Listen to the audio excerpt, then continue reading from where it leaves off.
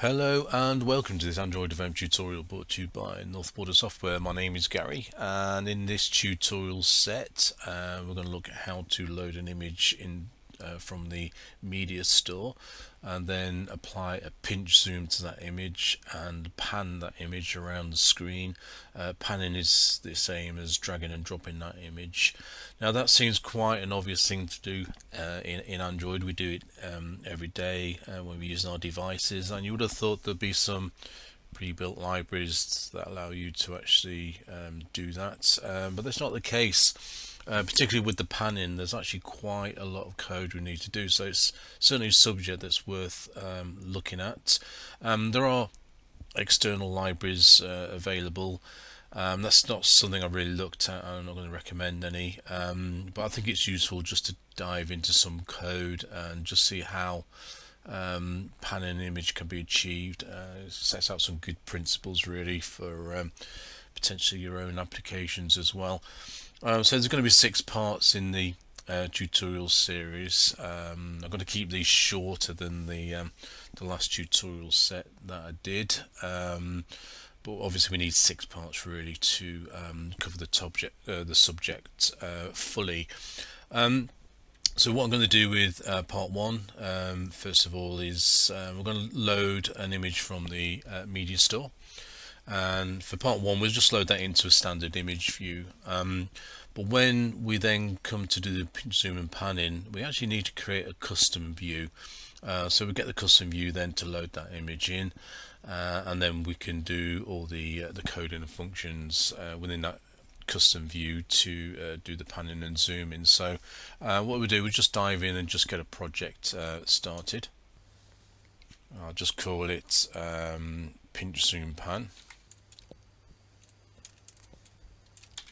I'll just call it pinch zoom pan there, and let's give it the package name there, pinch zoom pan. And we'll set it to lollipop as the minimum release. We'll compile against Oreo or Android 8.0, and as usual we'll just use an empty activity and we'll build the layout from that.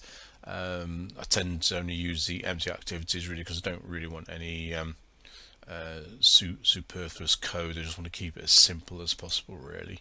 Okay, so we'll just get that to build. Okay, so that's built, and we'll start with the layouts. Like I say, for this tutorial we're just going to add a button at the bottom and an image view. It's just going to be a standard image view. We will delete that image view in the subsequent parts, but we will obviously use the code we developed to load the image into the custom view. So what I'm going to do is just delete some of the entities. This text view here, we'll just get rid of that. Okay, so first of all I'll just turn on the auto constraints. I'll just look for an image view. If I would just search for that. Okay, so we'll just drop that into the middle of the screen. Okay, we just load the just the icon in for the moment. We'll replace that with a proper image. It's just to give it something to work with. We'll just change the ID. Just call it image. Okay, that's all we need to do with that. So just want a button as well now. Okay, I'll turn off the auto constraints here. We're just going to drop this towards the bottom here. We'll just constrain it to right, to the left, and to the bottom as well. Let's just change the ID there, and I'll just call it, give it an ID of get image, and we're just going to change the text to get image.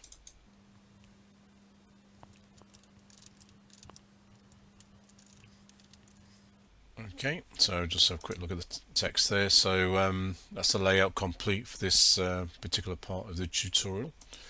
So the next thing we need to do is just go and make a single change to the Android manifests file. We're going to need to read the external storage, so we need to add a permission in to do that. So let's just go and find the manifest. We just need to place the permissions in there for that.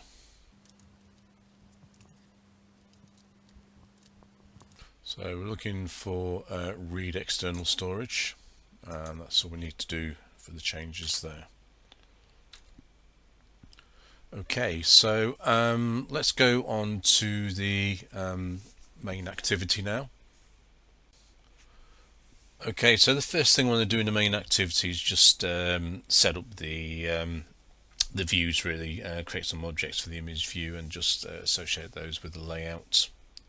So what we've got is we have an image view and we have a button, so let's just make those private.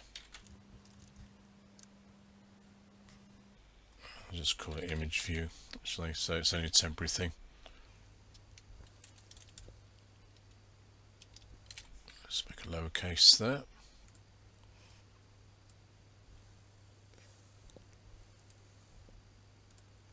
And just import that.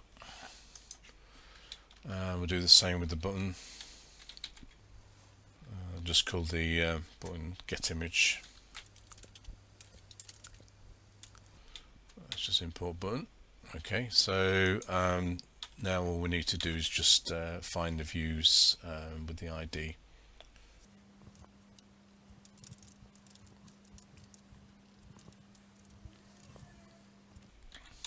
Same for the button.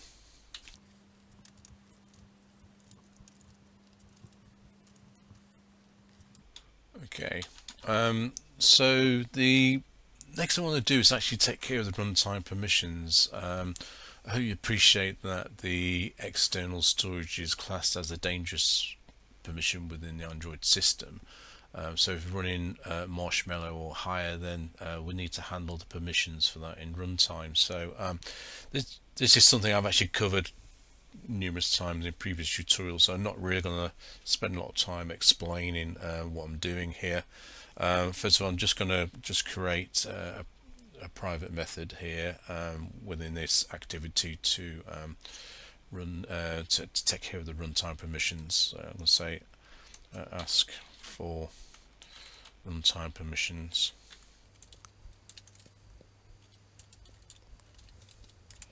Okay, so it'll just create the method for us. So the first thing we want to do is just display the dialog box really for the runtime permission. So we have to invoke the request permission method here. Before I do that though, I think I'll just put in a static variable here, a constant variable. That doesn't make sense, a constant. And we'll just put it at the top here. I'll make it private final static int, and I'll call it my permission request read external storage.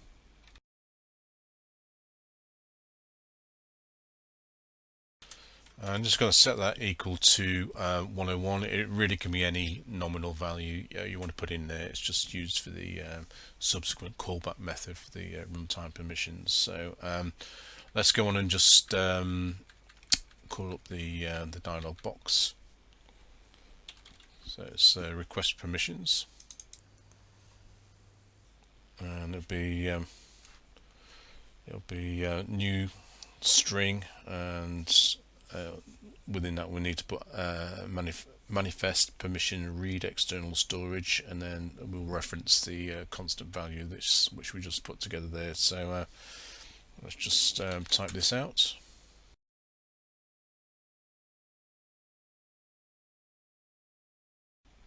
Okay, so essentially when we invoke this method, request permissions, the user will be given a dialog box where they allow or deny the permission.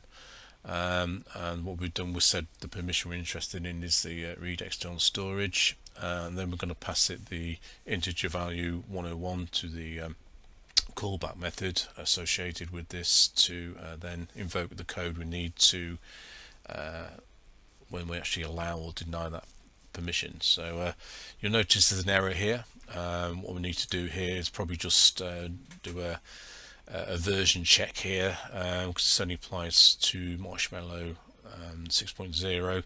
Any code less than that, then we don't really want to invoke this particular dialog box, so we probably need to put a permission check in there to identify Marshmallow or higher.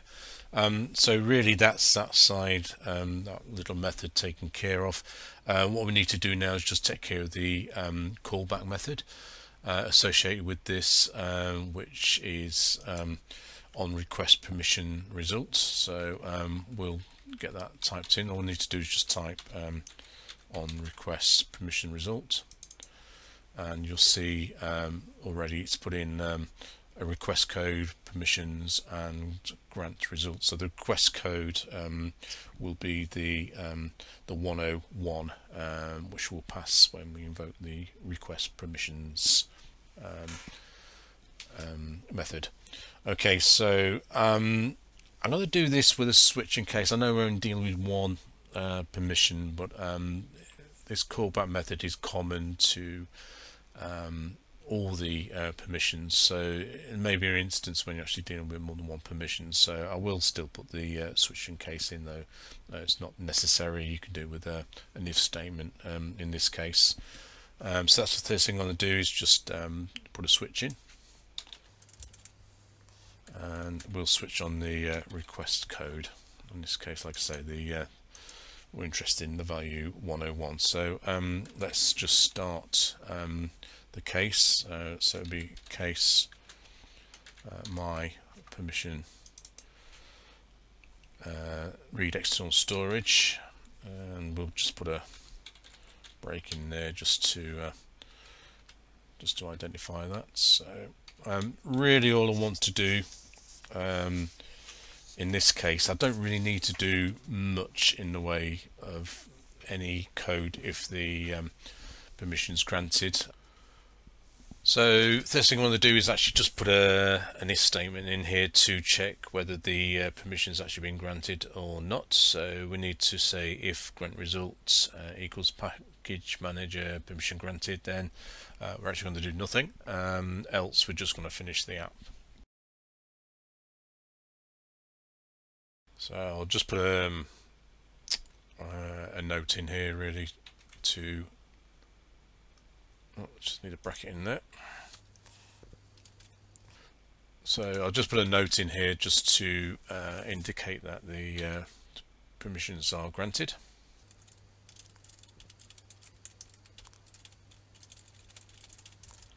So in this case we don't need to do anything. What we do need to do is just put an else statement in here for the permission denied.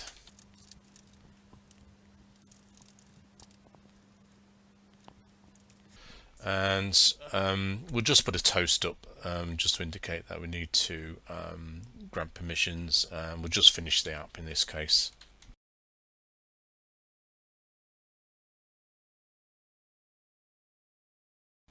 I'll just make that a short toast. We'll just put a .show at the end. Okay, just format that code. The final thing we need to do is just finish the app.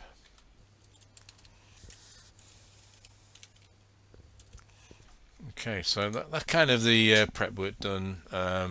Really, we've got the runtime permissions in place. So what we need to do now is actually just handle the case where we're actually loading the image from the image store. So what I want to do with the button when that's clicked, I'm going to fire up an intent, and the intent will really put up the gallery for the images, and we're just going to, when we click on an image, we're going to get a result back, and we're interested in the URI of the image itself, and then we can use that URI to actually download the bitmap into the image view. So logically it's very straightforward to do. So first thing I want to do is actually just set up a click listener for the button. I'll just set an on-click listener. That'd be new view dot.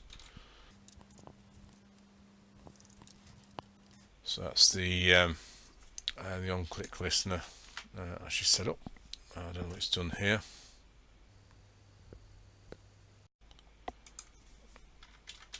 I'll just title it up.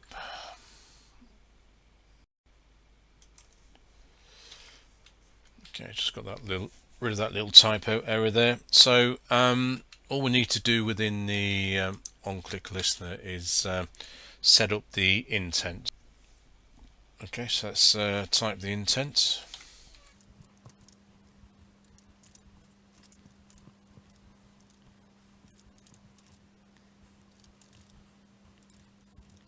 So I want action pick. We're looking for Android provider Mediastore images.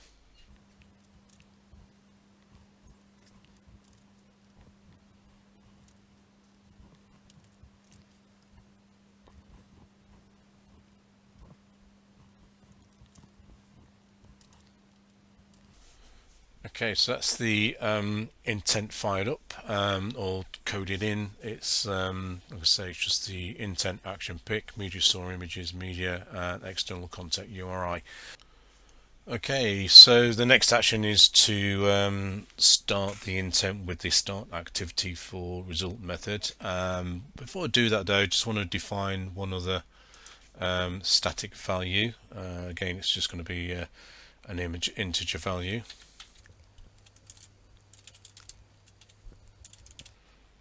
And I'm just going to call it results load image. I'm just going to set that equal to 1. Again, it's just a nominal value.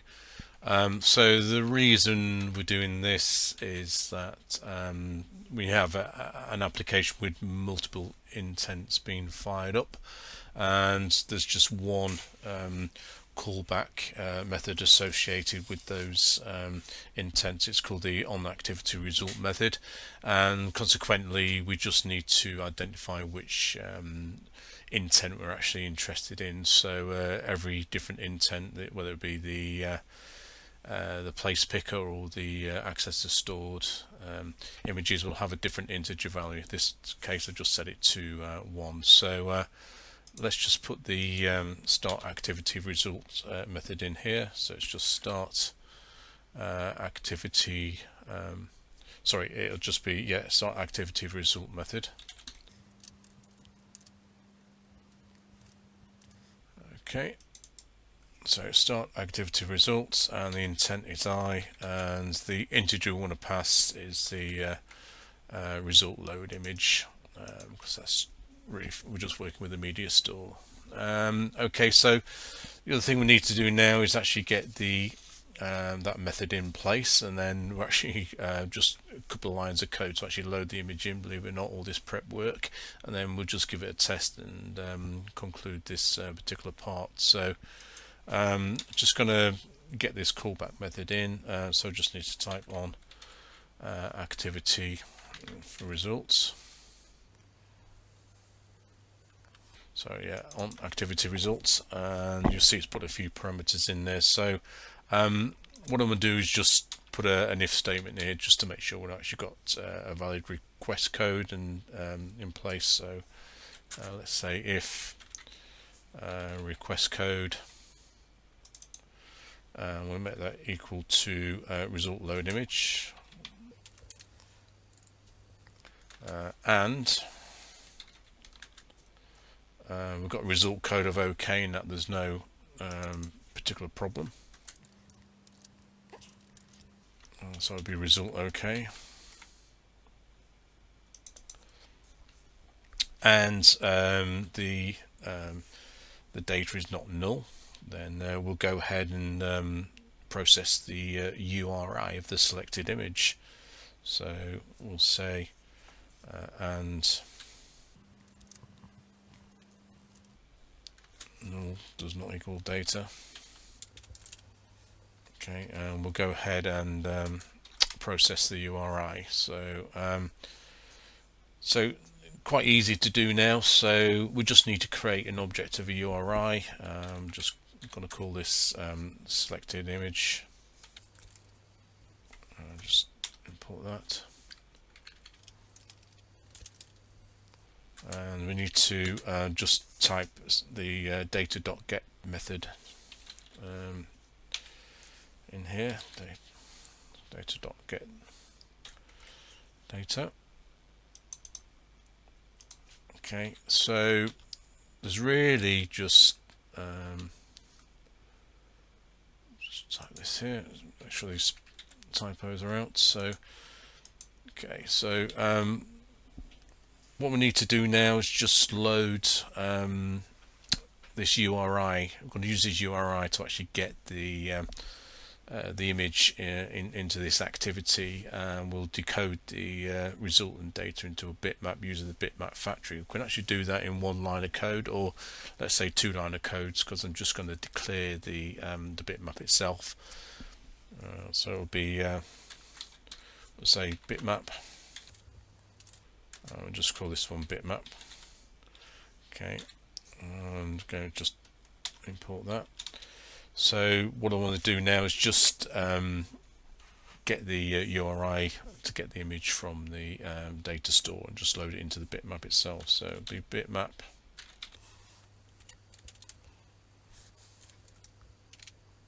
It'll be Mediastore, and it'll be we're just interested in the images. Just type media,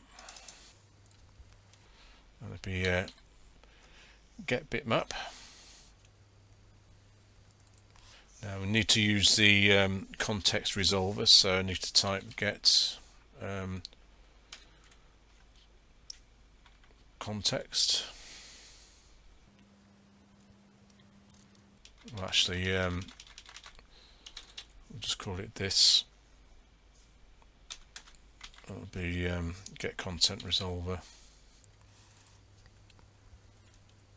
I'll just need to pass the URI, which is selected image. Okay, and you'll see it's an error here because it's just going to want to surround this with the try and a catch, because obviously there might be problems decoding the resultant image. So that's just something we need to address. And just surround it with the try and a catch. Okay, so that's all we need to do in terms of code for this part. So let's just have a quick review of what we've actually done. So initially we just set up a simple layout with an image view and a button to get the image. We needed to ask for runtime permissions because we're using the external storage, which is classed as a dangerous permission. So we had a simple method here just to push up the dialog box to the user with this request permission method, and then on permission results we didn't actually need to do anything if the permission was granted, but we'll just terminate the tutorial or the application if the permission is denied. So we then just set up a button for the get image, and then this is the key. We needed to initiate an intent which calls the Mediastore, and when we run the app you'll see a little I guess set of thumbnails really where we can just select an image, and that will bring a URI back into the system. So once we initiate the intent, the callback method is on activity result is initiated. So we just want to check that the result code is for the loaded image associated with the external storage, and that everything is okay. And then it's simply a case of using the bitmap factory to pull the image into the system using the selected image. So there's actually just one other thing we need to do. Is we just need to actually load that into the image view itself. So I've actually done all the work, but we're not going to see the image at this particular point. So let's just make sure we just say here image view and be set image bitmap, it'd be bit map. Okay, so this area is because the bitmap may not have been initialized, so let's just make sure that that there is just set, and we'll just get rid of that error. Okay, so let's just give this a quick test now. Okay, so I've loaded it onto the app, onto the emulator. The things you'll need to do actually if you're using the emulator is to actually get some images on there. There are ways of actually copying images to the emulator itself and put them in the Mediastore. I think the easiest way actually is to just go into the browser and then just download a few images from the internet via the emulated browser on the emulator itself. That's what I did. I've just downloaded a couple of images just to work with. So let's start the app up, and first of all just deny the permissions, and you'll see the app requires the external storage. So let's just allow that now. So just going to get an image. You can see I've just got some downloaded images here. Just select this one here. You can see it's actually loaded it into the image view itself. So obviously we can't do any zooming, panning or dragging, but that's just set us up nicely for the next tutorial. We're going to start building the custom view itself. So catch you in part 2. Bye for now. Don't forget to like, share and subscribe if you find this tutorial useful. All the project files and source code are available for download on my website. Thank you.